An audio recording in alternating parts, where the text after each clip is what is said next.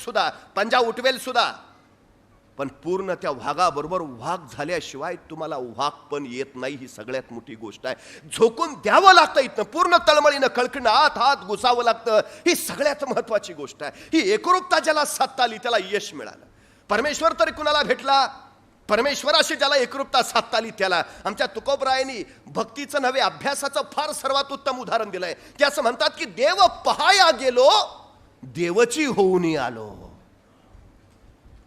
सगळ्या जीवनाचं सार आहे, सगळ्या जीवनाचं. मी तुकोबा कधीपर्यंत आहे? देवाजवळ जातोय तोपर्यंत आहे. एकदा देवाजवळ गेलो की मीच देव झालो, संपला विषय. हे देव पण जोपर्यंत तुम्हाला होत नाही, बस काय व्हायचं आहे? कलेक्टर कुठे निघालाय? कलेक्टर होण्याच्या दिशेनं जाताय तोपर्यंत तुम्ही आहात. एकदा तिथपर्यंत पोहोचला की तुम्ही परीक्षा व्हायच्या आधीच कलेक्टर झाला.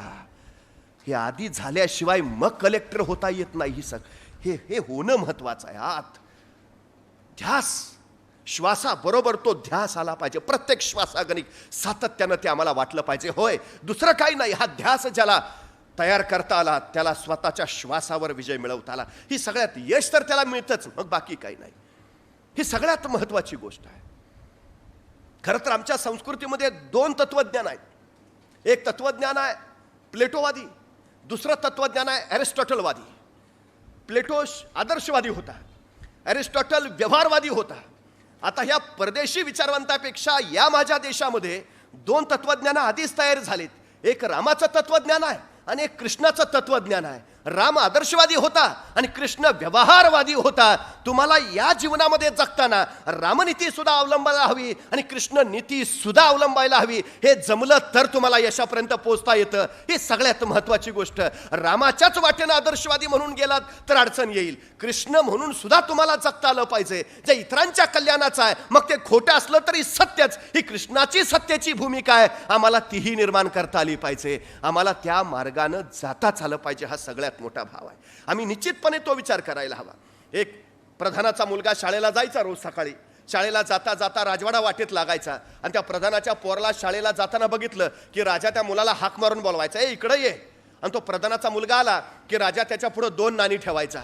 एक नाणं असायचं सोन्याचं, दुसरं नाणं असायचं चांदीचं. आणि राजा प्रधानाच्या मुलाला विचारायचा, ह्यातलं जे मौल्यवान नाणं असेल ते तू उचल. यातलं सर्वोत्तम मौल्यवान नाणं तू जर ओळखलंस तर उचललेलं नाणं तुला. आणि तो प्रधानाचा मुलगा मग एका हातात राजाच्या सोन्याचं, दुसऱ्या हातात चांदीचं. तो प्रधानाचा मुलगा चांदीचं नाणं उचलायचा. राजा म्हणायचा, प्रधान एवढा हुशार पण पोराच्या डोक्यात काय भेजा नाही, त्याला मौल्यवान काय तेच कळत नाही. दुसऱ्या दिवशी परत प्रधानाचा मुलगा शाळेला निघाला. राजा परत तीच परीक्षा घ्यायचा. एका हातात सोन्याचं नाणं, दुसऱ्या हातात चांदीचं, उचल मौल्यवान. हा परत चांदीचं नाणं उचलायचा. महिनाभर असंच चालू राहिलं. राजाची पक्की खात्री पटली, हे असंच दिसतंय, बापाचा काही गुण ह्याच्यात आलेला नाही, बापच हुशार, पोरात ती हुशारी दिसत नाही. महिनाभरानंतर राजाने शेवटी प्रधानाला विचारलं, काय हो प्रधानजी, तुम्ही एवढे हुशार, बुद्धिमान, विद्वान आणि तुमचा मुलगा असा कसा? प्रधानाने विचारलं, काय झालं? अहो म्हणजे तो रोज शाळेला जातो, मी त्याला रोज बोलावतो आणि रोज दोन नाणी हातात ठेवतो, एक सोन्याचं एक चांदीचं, सांगतो मौल्यवान असलेलं उचल. आणि तुमचा मुलगा चांदीचं नाणं उचलतो, त्याला मौल्यवान काय ते कळत नाही. अहो सोन्याचं नाणं उचलायचं सोडून रोज महिनाभर ते चांदीचंच नाणं मौल्यवान म्हणून उचलतोय, त्याला शिकवलंय का नाही मौल्यवान काय? प्रधानालाही वाईट वाटलं. तो म्हणला, बघतो आपला मुलगा हुशार आहे, त्याला माहिती आहे, पण हे असं का करते काय कळेना. मग ते घरी आला, मुलाला बोलावलं, इकडे ये. अरे मुलं वडिलांचं नाव रोशन करतात, तू काय घालवायला आलायस का? तुला एवढा शिकवून तयार केला, तुला मौल्यवान काय ते कळत नाही. अरे महिनाभर राजा तुझ्या पुढे दोन नाणी ठेवतो, एक सोन्याचं एक चांदीचं, आणि तू सोन्याचं नाणं उचलायच्या ऐवजी चांदीचं नाणं उचलतोय, तुला मौल्यवान कळत नाही. एवढा ऐकल्याबरोबर पोरगा म्हणला, बाबा जरा थांबा. आत गेला, एक बरणी घेऊन आला. बरणीत सगळी महिन्याची साठलेली चांदीची नाणी होती. आणि तो बाबांना म्हणला, ही महिनाभरची कमाई आहे. तुम्हाला काय वाटलं, राजा मला खेळवतोय? महिनाभर मी त्याला खेळवतोय.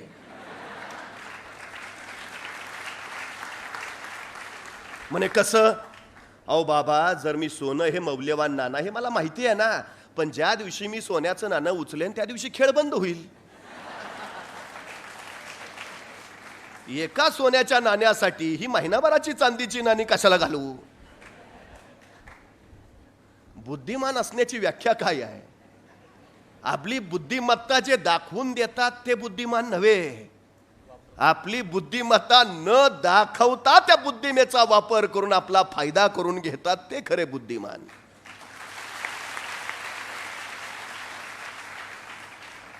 ज्ञानी माणूस फारसा बोलत नाही आणि अज्ञानी बोलण्याशिवाय दुसरं काहीच करत नाही.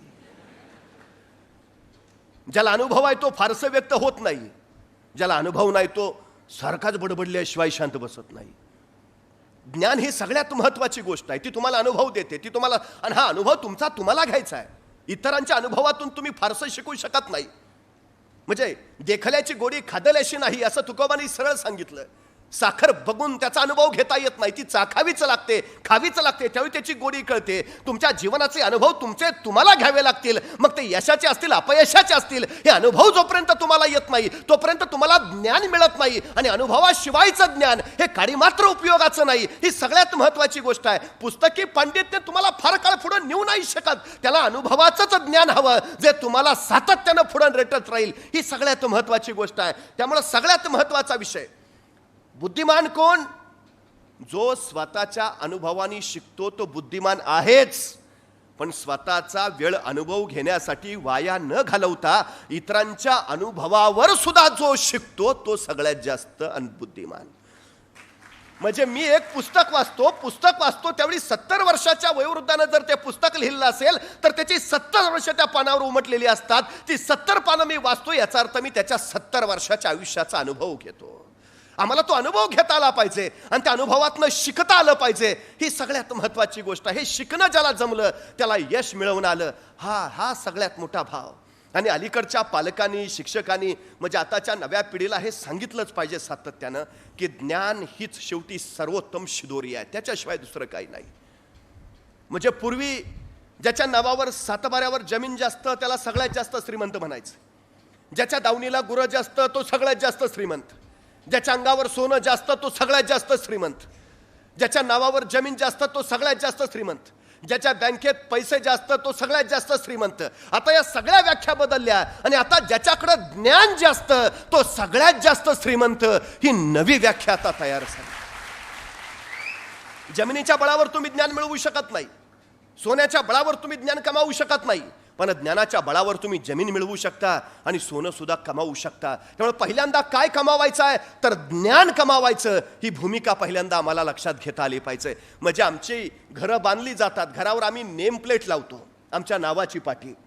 त्या नावाच्या पाटीवर आमचं नाव लिहिल्यावर खाली काय लिहितो? 6 एकर बागायतदार नाही, 12 जनावरांचे मालक नाही, 1 कोटी म्युच्युअल फंड नाही. नावाखाली लिहितो काय?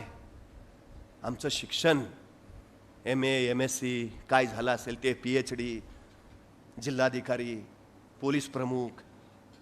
आमच्या नावाखाली आमच्या पदव्या येतात. त्या पदव्या आमच्या नावाला व्यक्तित्व, कर्तृत्व आणि नेतृत्व देतात. कमवायचं काय ते हे आम्हाला ते करता आलं पाहिजे, आम्हाला ते मिळवता आलं पाहिजे. आणि सगळ्यात महत्वाची गोष्ट आहे, कशाला कमवायचं तेही माहिती असलं पाहिजे.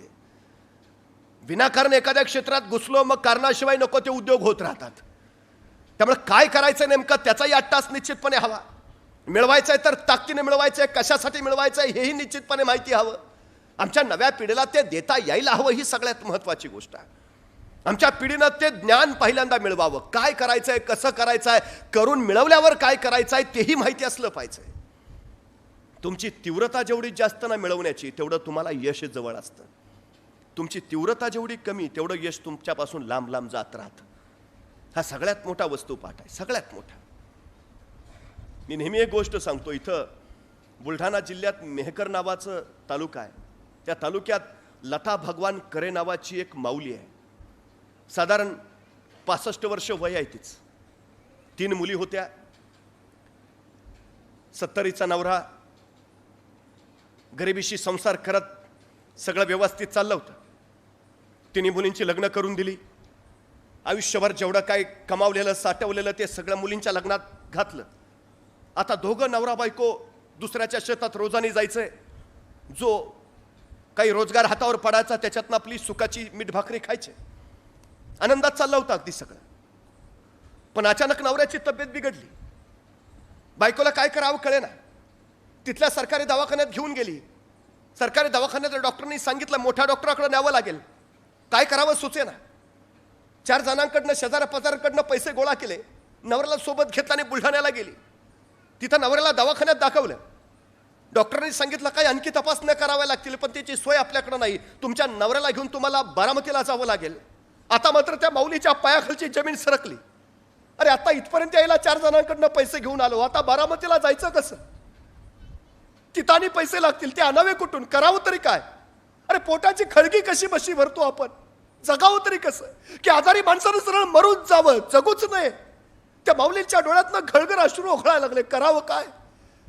ज्या माणसानं आयुष्यभर खस्ता खाल्ल्या, ज्या माणसानं आयुष्यभर स्वतःच्या खांद्यावर संसार पेलून धरला, ज्याने आयुष्यभर आम्हाला सुखाची सावली दिली, आज त्याच्यावर वेळ आली आणि आपण काही करू शकत नाही. ती माऊली आतल्या आत गलबलत राहिली. करावं काय?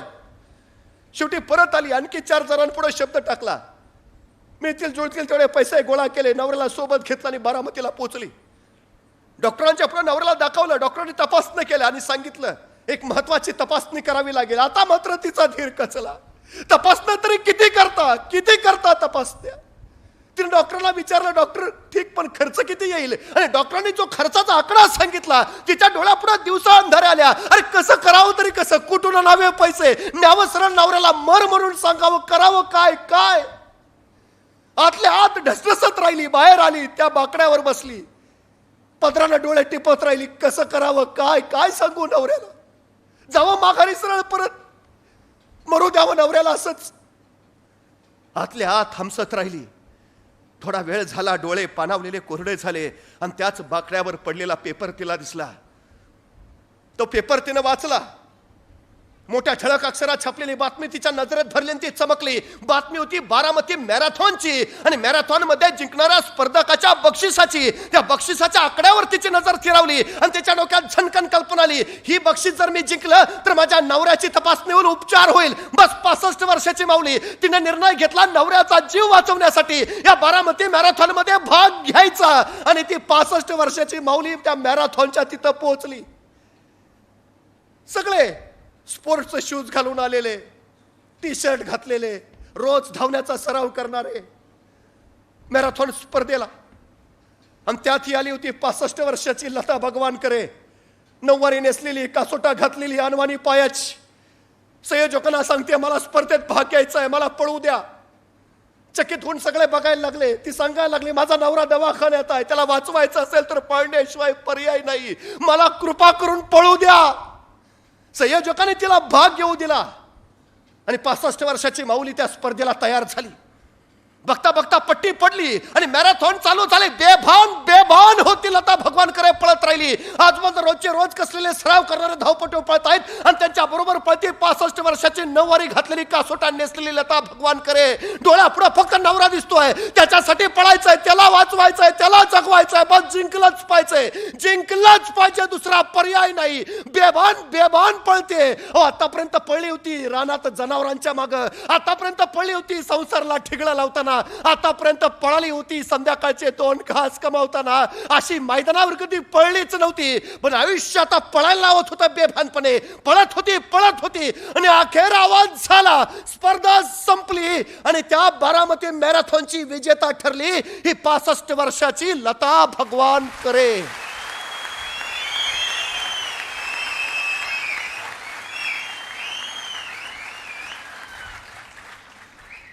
वय वर्ष 65, नऊवारी नेसलेली, कासोटा घातलेली, अनवाणी पायाची.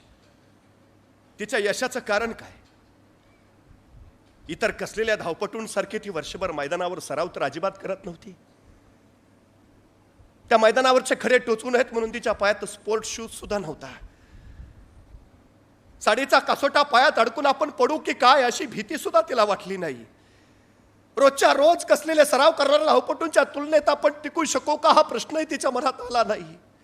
आपण आधी कसेच पळलो नव्हतो हेही तिला पळताना आठवलं नाही. तिला फक्त आठवत होता नवरा, तिला फक्त आठवत होता त्याचा आजार आणि तिला फक्त आठवत होता माझा नवरा जगवायचा आहे एवढाच विचार बस. जिंकण्याची तिची तीव्रता एवढी प्रचंड होती ना, ती तीव्रताच तिला यश देऊन गेली. तुमची जिंकण्याची तीव्रता किती आहे याच्यावर तुमचं यश अवलंबून आहे. किती तीव्रतेने वाटतं तुम्हाला? पाण्यात हात बुडल्यावर श्वासांची ज्या तीव्रतेने शरीराला गरज वाटते ना, त्या तीव्रतेनं ज्यावेळी तुम्हाला यशाची गरज वाटेल त्यावेळी यश तुमच्या दारात हात जोडून उभा राहील. तेव्हा तोपर्यंत नाही. ही गरज फार महत्वाची आहे. ही तीव्रता फार, हे झपाटलेपण असतं, अफाट झपाटलेपण. त्या झपाटलेपणात यश मिळतं. तुमच्यात क्षमता नाहीत असं नाही, तुमच्यात कौशल नाही तर काय होतं हो त्या लता भगवान करेमध्ये. आमची पोरं कारणं सांगतात, नाही जरा तो पुण्यात क्लास लावला असता तर झाला असतं. अहो, ज्याच्याकडे खायचीच अवस्था नाही त्यांनी कुठून क्लास लावायचे. आमच्या दर्जी सरांसारखे काही सगळ्यांना सांभाळून जवळ करून गरीब पोरांना मार्गदर्शन करून पुढे नेणारे आहेत. पोचला तर पाहिजे तुम्ही त्यांच्यापर्यंत. ज्याला ती तीव्रता आहे ना त्याला सगळेच मदत करतात. पूर्वी आमच्याकडे सांगितलं जायचं, पूर्ण श्रद्धेनं जर तुम्ही एखादी इच्छा व्यक्त केली तर परमेश्वरच ती पूर्ण करण्यासाठी धावतो, तुम्हाला काही करावंच लागत नाही. त्या तीव्रतेनं सांगा, हो मला व्हायचं आहे. तुम्ही काहीच करायचं नाही, ती नियतीच तुमचं सगळं काम करून जाते. पण ती तीव्रता तरी दिसली पाहिजे. ही तीव्रता फार महत्वाची आहे, अफाट गरजेची आहे. ती पूर्ण झपाटले, पण कष्टाशिवाय काहीच नाही मिळत. यशाला शॉर्टकट नाही. आणि परत यश मिळावं म्हणून रिव्हर्स गिअर सुद्धा टाकता येत नाही. सुरुवात केली की केली, बस पोहोचलाच पाहिजे. हा, येतील खडे वाटेत, पण खडे टोचतायत म्हणून वाट बदलू नका, माघारी तर अजिबात फिरू नका. थोडेसे नम्र व्हा, झुका वाका, टोचणारे खडे उचला, बाजूला फेका आणि पुढे चालत राहा.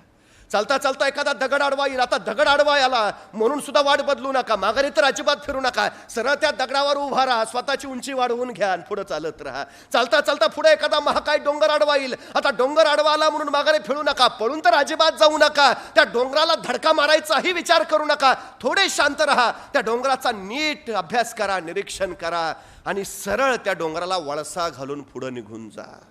यश पुढे वाट पाहतंय तुमची. ज्याला हे कळालं ना त्याला यश मिळालं, ही सगळ्यात महत्वाची गोष्ट आहे.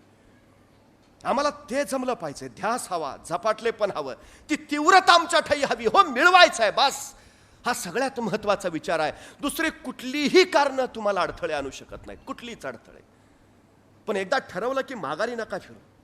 काही माणसं यशाजवळ पोचलेलीच असतात, एक पाऊल दूर, पण तिथून मागे फिरतात. नंतर कळतो गेलतो की जवळ राहू. एक पाऊल फक्त. 5 किलोमीटरची शर्यत जिंकणाऱ्या एका धावपुटाला विचारा तुमच्या यशाचं रहस्य, तो म्हणला मी थांबलो नाही. यशाची साधी सोपी व्याख्या, मी थांबलो नाही, मी फक्त पूर्ण केलं. कारण 5 किलोमीटर अंतरवरच असतं. काही सुरुवातीला लवकर पळतात, मध्ये दमतात, माघारी पडतात. काही हळूहळू सुरुवात करतात, मध्येच माघारी फिरतात, त्याला पुढे जाऊ देत नाही, माझं काही येऊ द्या. अशी वृत्ती प्रवृत्तीची माणसं असतात. सातत्य हा सगळ्यात महत्वाचा गुण आहे. सातत्य. जो सातत्यानं पावलं टाकत राहतो तो दमत नाही, थकत नाही, तो पोहोचल्याशिवाय माघारी फिरत नाही. ही सगळ्यात महत्वाची गोष्ट. सातत्य हवं, फक्त सातत्य, बाकी काही नसलं तरी चालतं. अविरतपणे सातत्यानं चालत राहणं हा पोचण्याचा सर्वोत्तम मार्ग आहे, सगळ्यात महत्वाचं. पण हे सातत्यानं चालताना जे कराल ते सर्वोत्कृष्टच असलं पाहिजे, ते उत्कृष्टच ठरलं पाहिजे, याच्यावर पूर्ण लक्ष केंद्रित करा. पाट्या टाकणारी कामं हे माणसं यशस्वी होत नाहीत. जबाबदारी आहे, आता केलंच पाहिजे, नाही फारच इच्छा आहेत, अशाने होत नाही. ताणतणाव याच्यातून निर्माण होतात. डॉक्टर्स असं सांगतात की माणूस कामानं कधीच मरत नाही, माणूस कामाच्या ताणानं मरतो. आमच्याकडे सुद्धा तेच आहे. आमची क्षमता एवढी आहे, आमची कौशल्य, आमच्यात सामर्थ्य एवढं आहे की आम्ही मरू नाही शकत कुठल्याच अभ्यासानं कामानं, अजिबात नाही. पण त्याचा जो ताण आम्ही घेतो ना तो आम्हाला थकवतो, तो आम्हाला दमवतो, तो आम्हाला मध्येच वाकवतो, झुकवतो, माघारी फिरायला भाग पडतो. हा ताण हसत खेळत झालं पाहिजे सगळं. कुणी एवढं काय तुम्हाला फासावर नाही देणार कुणी. मध्यंतर मी बातम्या 12वीचा निकाल लागला की आत्महत्या करणाऱ्यांच्या बातम्या वाचल्या. म्हणजे 3 तासाचा पेपर तुमचं आयुष्याचं भविष्य कसं काय ठरवू शकतो. धीरूभाई अंबानीचं रिलायन्स आज जगभर पसरलंय. 4थी नापास होते ते. जगातली 50% अधिक मोठी माणसं ही नापास आहेत. अडचण काय आहे. स्टीव्ह जॉबचं शिक्षण किती होतं. ज्ञानेश्वर कुठल्या विद्यापीठात गेले होते, पण विद्यापीठाच्या अभ्यासक्रमात आज ज्ञानेश्वरी आहे.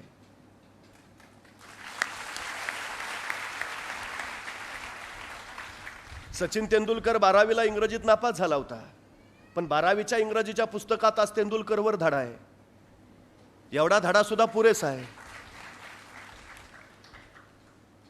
या जगात पूर्ण परिपक्व कुणीच नसतं, पण चूक झाली याचा अर्थ काही चुकलं असं नव्हे, सगळं गणित फसलं असं नव्हे. चालत राहता यायला पाहिजे, सातत्यानं पुढे झेपावता आलं पाहिजे. ही सगळ्यात महत्वाची गोष्ट आहे. तो ध्यास, तो ठामपणा, तो निर्धार, ती अभिव्यक्ती आणि त्याच्यासाठी करावा लागणारा संघर्ष, करावे लागणारे कष्ट, ही सगळ्यात मोठी गोष्ट आहे, सगळ्यात महत्वाची.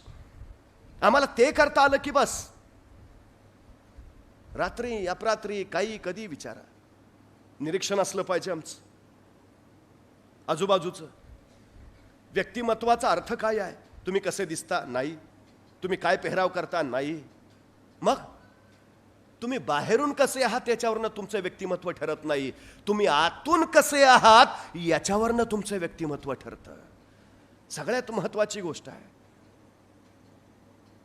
मोटरसायकलच्या स्पर्धेमध्ये त्यांनी भाग घेतला, तो दरवर्षी पहिलाच यायचा, यावर्षी येणार निश्चितच होतं. आणि स्पर्धा सुरू झाली, बेभानपणे गाड्या पळवायला सुरुवात केली, पण अचानक पुढे एक ऍक्सिडेंट झाला. त्याचा एक स्पर्धक जखमी रक्ताळलेल्या अवस्थेत खाली पडला होता. त्यांनी स्वतःची गाडी थांबवली, त्या रक्ताळलेल्या मित्राला उचललं, दवाखान्यात पोहोचवलं आणि मग तो शर्यतीत सामील झाला. तो दुसरा तिसरा आला. संयोजकाने विचारलं, पहिला नंबर तुझा चुकला नाही, यावेळी काय झालं? तू म्हटला, माझा मित्र जखमी झाला होता, त्याला दवाखान्यात पोहोचवलं. तो तिथंच ठेवला असता, मी पहिला नंबर मिळवला असता तर माझ्या त्या क्रमांकाला काही अर्थ नव्हता. मला पहिला क्रमांक तेव्हा मिळाला ज्यावेळी मी त्याचा जीव वाचवला. पाशवी ध्येय नकोत. काही करायचं, कसंही करायचं, काही होऊ द्या, पण मी करणारच. मग चांगला वाईट मार्ग ते नाही बघणार, शॉर्टकट लॉंग कट अजिबात नाही. हे सगळं संवेदनाशील आयुष्य आम्हाला निर्माण करत हसत खेळत जगता आलं पाहिजे. हसत खेळत आमच्या ध्येयापर्यंत पोहोचता आलं पाहिजे. तेव्हा ते खरं यश आम्हाला मानता येतं. तेव्हा ती भूमिका आम्हाला आमच्या यशापर्यंत ठामपणे पोहोचवत जाते. सगळ्यात महत्वाचा विषय आहे तो. अभिमान बाळगायला हा शिका की आपल्यासारखं या जगात दुसरं कुणीच नाही. आहे का कुणी? कुणी उठून सांगावं माझ्यासारखा कुणीतरी आहे? अजिबात नाही. तो परमेश्वर एवढा प्रचंड मोठा कलाकार आहे, म्हणजे 125 कोटी लोकसंख्या या देशाची, पण या 125 कोटीत एक माणूस दुसऱ्यासारखा अजिबात नाही, अजिबात नाही. मग आपल्यासारखा कुणीच नाही याचा अभिमान का बाळगत नाही? तुमचे डोळे तुमचे आहेत, तुमच्यासारखे डोळे दुसऱ्या कुणाकडेच नाहीत. तुमचे चेहरेपट्टी तुमचे आहे, तुमच्यासारखे चेहरेपट्टी दुसऱ्या कुणाकडेच नाही. अहो, तुम्ही एकमेवा द्वितीय आहात, याचा अभिमान का बाळगत नाही? आम्ही न्यूनगंड बाळगतो. अपयशाचं सगळ्यात महत्वाचं कारण आहे, सगळ्यात महत्वाचं. ते बाळगू नका, अजिबात नका. मी सुरुवातीला सांगितलेलं, स्वतःचा पराभव तुम्ही स्वतः करणार, दुसरं कुणीच नाही. क्षमता आहे, सामर्थ्य आहे, कौशल्य आहे, तुम्ही ते करणार. या वृत्तीनं सकारात्मक मनाला शिस्त लावत जर तुम्ही पुढे गेलात तर निश्चितपणे ठामपणा याचा अर्थ काय आहे? किती ठाम आहात तुम्ही याच्यावर तुमचं आयुष्य अवलंबून आहे. काय काय माणसं आपण चुकू म्हणून निर्णयच घेत नाहीत. चुकलो तर काय? म्हणजे एका UPSCच्या विद्यार्थ्याला इंग्रजीबद्दल एवढा भयगंड होता की आपण अधिकारी झाल्यावर आपल्याला इंग्रजीतनं बोलावं लागेल म्हणून तो मुलाखतीलाच गेला नाही. ही वस्तुस्थिती आहे. कोणच नाही तुमचा दुश्मन, तुमचा न्यूनगंड हाच तुमचा सगळ्यात मोठा शत्रू आहे. अजिबात तुमच्यासारखं दुसरं कुणीच नाही. ग्रेटेस्ट आहात तुम्ही, ही भावना पहिल्यांदा डोक्यात. मी सुरुवातीला सांगितलं, स्वतःवर प्रेम करायला शिका, नाही कुणी दुसऱ्यासारखं. ठाम राहायला शिका. चुकू द्या निर्णय चुकला तर, अडचण काय आहे? यशस्वी कोण होतात? जे योग्य निर्णय घेतात ते नव्हे, तर घेतलेला निर्णय योग्यच कसा होता हे जे सिद्ध करतात ते. सगळ्यात महत्वाचं आहे. मॉन्टी रॉबर्ट नावाचा एक रेसकोर्सवर घोड्यांच्या तबेल्यात काम करणाऱ्या मजुरांचा पोरगा होता. त्याच्या शाळेच्या शेवटच्या दिवशी त्याला निबंध लिहायला सांगितला, माझे स्वप्न. आणि रेसकोर्सवर घोड्यांच्या तबेल्यात काम करणाऱ्या मजुराच्या या पोरानं स्वप्न लिहिलं की एक दिवस माझ्या मालकीचा रेसकोर्स असेल, 200 ते 300 जातिवंत अरेबियन घोडे माझ्याकडे असतील, गाड्या, बंगला आणि जगातला सगळ्यात श्रीमंत म्हणून मला ओळखलं जाईल. निबंध लिहिला, निकाल लागला, त्याच्या वर्गातली सगळी मुलं पास झाली. नापास झाला तो मॉन्टी रॉबर्ट. तो शिक्षिकेकडे गेला, म्हटला मॅडम मला तुम्ही चुकून नापास केलंय, मला पास करा. मॅडम म्हटलं मी चुकून नाही तुला नापास केलं, जाणीवपूर्वकच केलंय. पण का? अरे तू स्वप्न काय लिहिलं, निबंध काय लिहिलायस तू? तू रेस्कोरचा मालक असणार, 200-300 जातीवंत अरेबियन घोडी तुझ्याकडं, गाड्या बंगला. अरे वेड्या, शक्य होईल ते स्वप्न बघावं, अशक्य कुठीतलं नाही. कधी कळणार तुला? तुझं हे स्वप्न कधीच पूर्ण होऊ शकत नाही. असं नसतंच स्वप्न.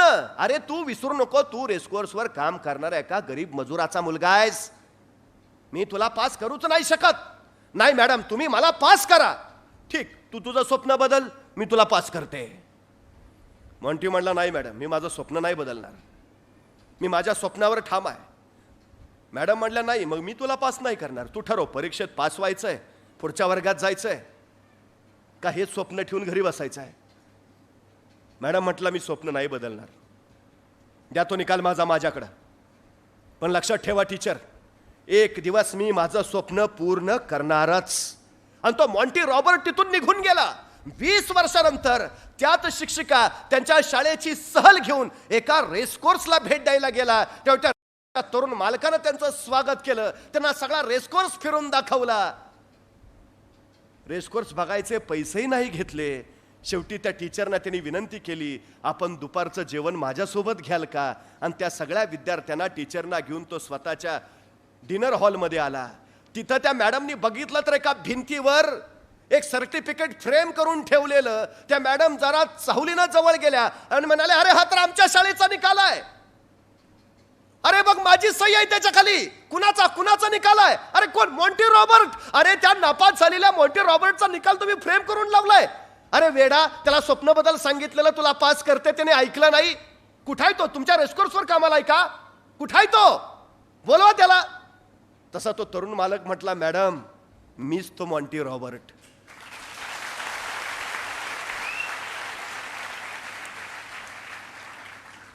आणि मॅडम मी माझं स्वप्न पूर्ण केलंय. मॅडम तुमच्या सांगण्यानुसार मी जर स्वप्न बदललं असतं तर शाळेच्या परीक्षेत मी पास झालो असतो, पण जीवनाच्या परीक्षेत मात्र नापास ठरलो असतो. त्यामुळे कुणी काहीही सांगू द्या, कुणी काहीही सल्ले देऊ द्या, ठाम राहा. जे ठरवलंय ना त्याच्यावर ठाम राहा. इतके भक्कम राहा की ते मिळवल्याशिवाय तुम्हाला दुसरा पर्यायच असणार नाही. इतके ठाम. तुमचा कृती ठाम हवी, तुमचा निर्णय ठाम हवा, तुमचा विचार ठाम हवा, तुमचा अभ्यास ठाम हवा, तुमचा व्यासंग ठामच असायला हवा. बस. ठामपणा कमावता येतो, ठामपणा मिळवता येतो. ठामपणा याचा अर्थ भावनेचं नियंत्रण. तो ठामपणा तुम्हाला कुठल्याही परिस्थितीत डळमळू देत नाही. तो ठामपणा तुम्हाला कच खाऊ देत नाही. तो ठामपणा तुम्हाला संघर्ष करायला तयार करतो. तो ठामपणा तुम्हाला धडका मारला सांगतो. तो ठामपणा यश मिळवल्याशिवाय माघारी फिरायचं नाही हे सातत्यानं तुमच्या मनावर बिंबवतो. तो ठामपणा हाच तुमचं सगळ्यात मोठं यश ठरतो. ही सगळ्यात तो ठामपणा सगळ्यात महत्वाची गोष्ट आहे. पण अलीकडच्या पिढीत याचीच वानवा सगळ्यात जास्त दिसते. आम्ही ठामच नाही आहोत कशा बाबतीत, ही आमची सगळ्यात मोठी अडचण आहे. तो ठामपणा कमवा. ठामपणा विचारांच्या स्पष्टतेतून येतो आणि स्पष्टता अभ्यासातून तयार होते. अभ्यास हा व्यासंगानेच कमावता येतो आणि व्यासंग कष्टाच्या बळावरच मिळवता येतो. कष्ट, संघर्ष ही सगळ्यात महत्वाची गोष्ट आहे, सगळ्यात महत्वाची. या जगात अशक्य काहीच नाही, काहीच नाही.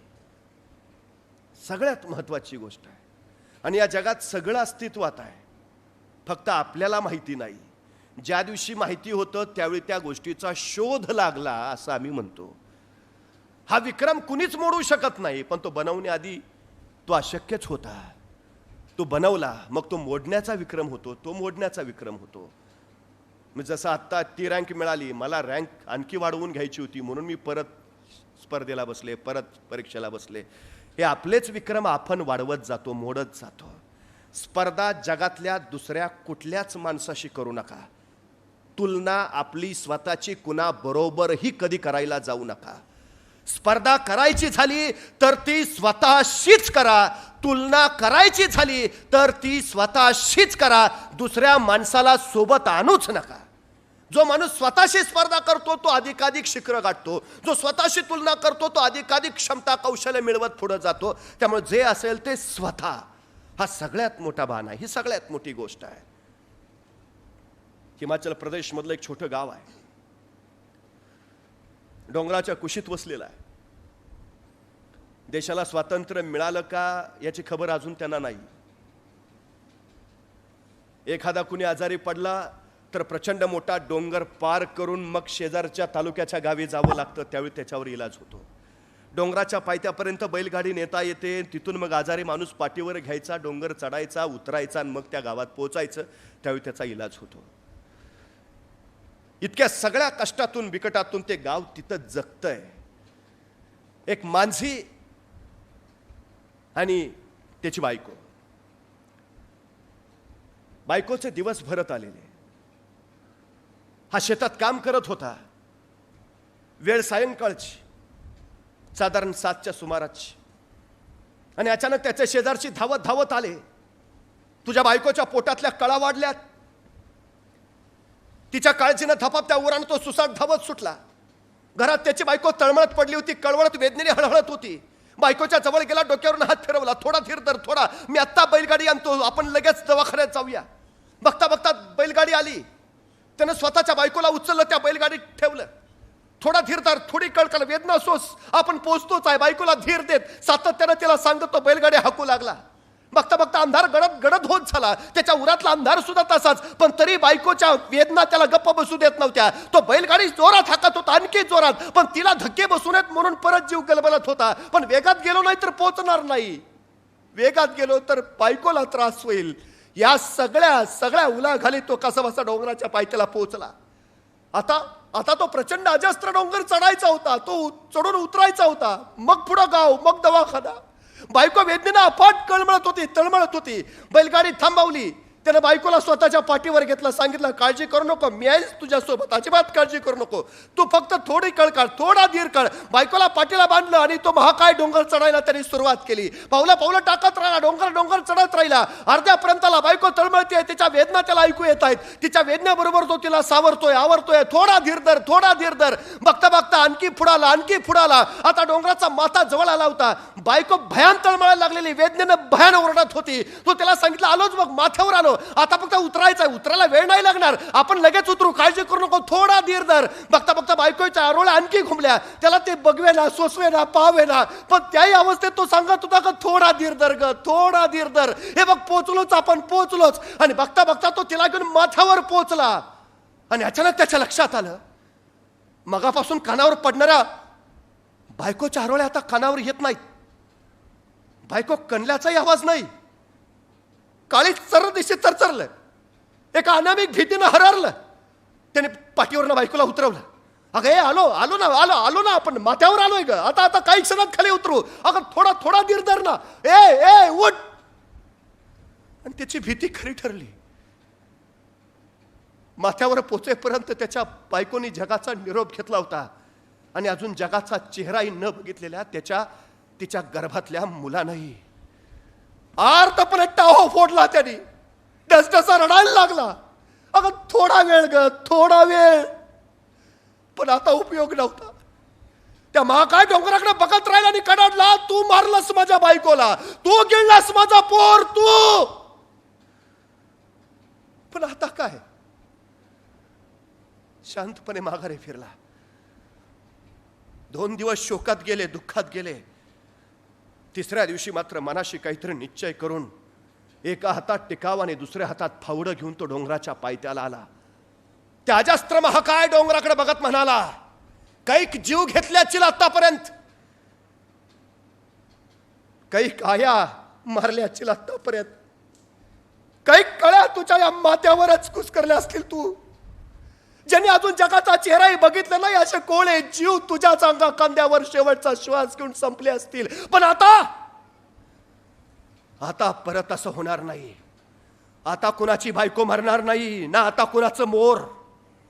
आणि त्यांनी कामाला सुरुवात केली. तो डोंगर फोडायला लागला.